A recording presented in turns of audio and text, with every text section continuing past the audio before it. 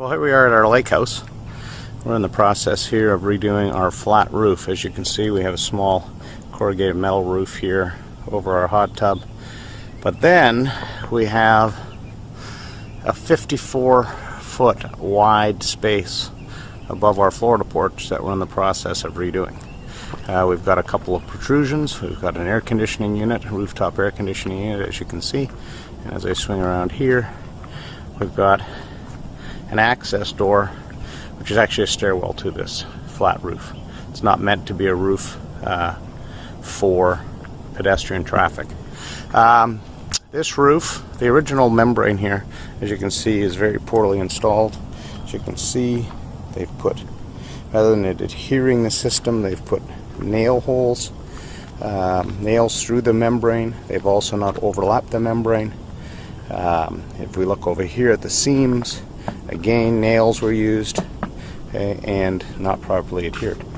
We are in the process right now of redoing 1/3 of our roof, and we've prepared the deck here. As you can see, we've installed new drip edge, we've installed new sheathing, some rigid foam insulation. We're going to use the EPDM coating white for our final topping. As you come over here, what we've done coming off this bank of shingles, as you can see, we've got a slope transition here, and we have used some of the former rubber membrane as a transition material, flashing material for this. We've put in our starter strip, and we are now getting prepared for the application of the liquid rubber. We're going to be doing this first third here this summer, as this was the area that we had specific leaks, and we will be redoing the entire surface next summer and replacing all of that black with white liquid rubber. Okay, one last look at the final deck preparation.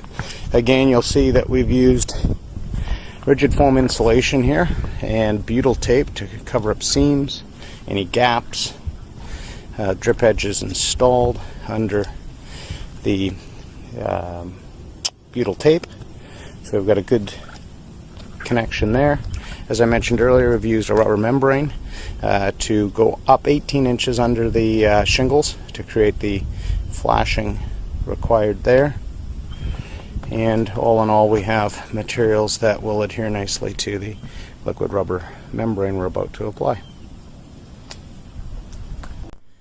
And there you have it, voila! There is, in less than 2 hours, the liquid rubber membrane attached.